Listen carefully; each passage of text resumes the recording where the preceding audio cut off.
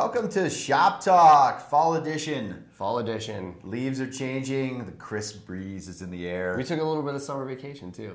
We did. Sorry, we've been gone for a little bit. We've been really busy. Yep. We launched a new software with a service platform called Local3. Please check it out. It's really exciting. Really focused on franchise and multi businesses. And we had our first ever Location3 baby. Congratulations. Thank you. Hi, honey. So we're going to kick it off with the in the news section, and you know it is apple picking season. Well played, yeah. And Apple has come out with a ad blocking scheme, I guess we should call it. So if you upgrade to iOS 11, Safari is basically going to block advertisers from really understanding what's going on with their advertisements, because basically Apple is saying that they want you as a consumer to experience really bad untargeted ads. Yeah, that's true. Intelligent tracking prevention, as you mentioned. The kind of, I think what's got a lot of advertising associations up in arms, they've actually written a letter to Apple, is that it's enabled by default. So as you said, if you upgrade to iOS 11, which you should constantly update your system, bug fixes, all that stuff, this is automatically enabled. Now Apple says that they're doing some machine learning to try to allow first-party cookie data for things like login pages to appear so that it can recognize the user and make the login process for whatever the account may be a little bit more efficient.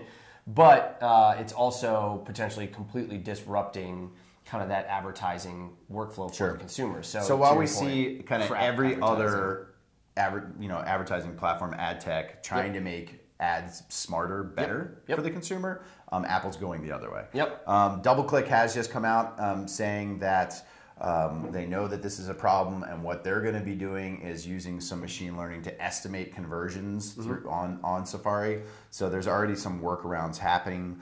But for those of us that are in the advertising space that think really smart targeted ads are good for consumers, this is disappointing. And I mean it's that's kind of what's upsetting people is Apple is unilaterally saying we're going to block ads. At the end of the day, it's good advertising still resonates with people. Bad advertising does not. So so if you're that apple picking farm and you're trying to target families with young kids, you can't do it. Can't do it. So we'll see. We'll see what happens if the backlash makes Apple shift. But we'll be back with the toolkit.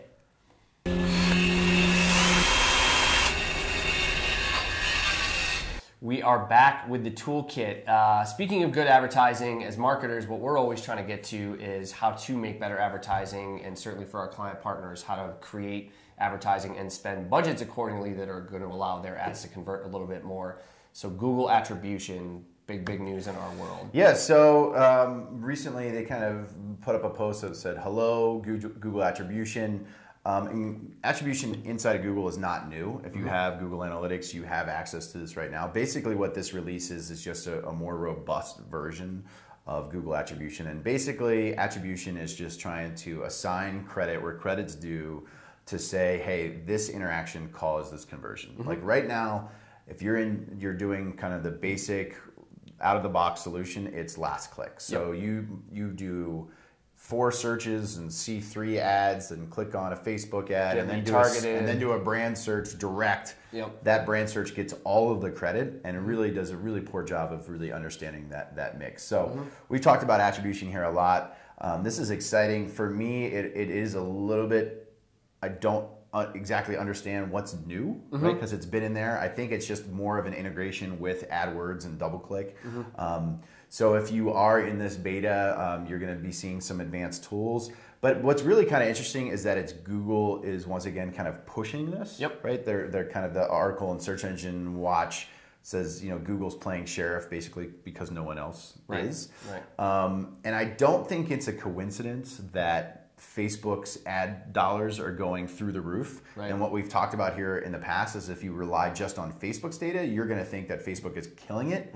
Whereas if you look at Google Analytics, that conversion is often, Facebook's taking a lot of credit. So I don't think it's a huge stretch to think that Google's pushing this with the rise of Facebook, because really it's going to show that Facebook and other display channels aren't necessarily performing as well as they might think they are. So Regardless, attribution is something that should be on everyone's mind, and we should be looking at the data and how all these multiple touch points are happening. So good on you, Google. Thanks for making that a thing. Yep. Speaking of Facebook. Yeah, kind of, again, talking about how does online marketing actually translate to customer conversions. And for us, especially, when we deal with a lot of multi-location clients, offline conversions, people actually physically going into a store to make a purchase. So Facebook is actually starting to roll out ad formats that really can connect previous store visitors, re-engage them on the Facebook platform. Or visitors to competitors. Or competitors in a lookalike standpoint. So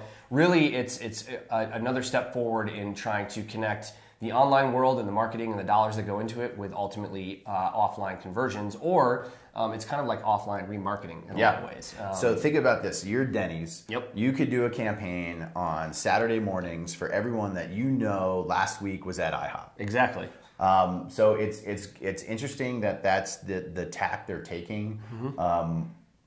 Because the competitive stuff, I think for me is really the most intriguing, right? Because it'll be interesting if there's any kind of backlash, because you then kind of like ownership of that data. Like, is my user coming here? Yep. Is that my user? Is that anyone's user? Facebook's basically saying, hey, let's open it up for everybody. Yeah. And it's a great segue to our In the News segment, just about location data in general. Yep. We'll be back.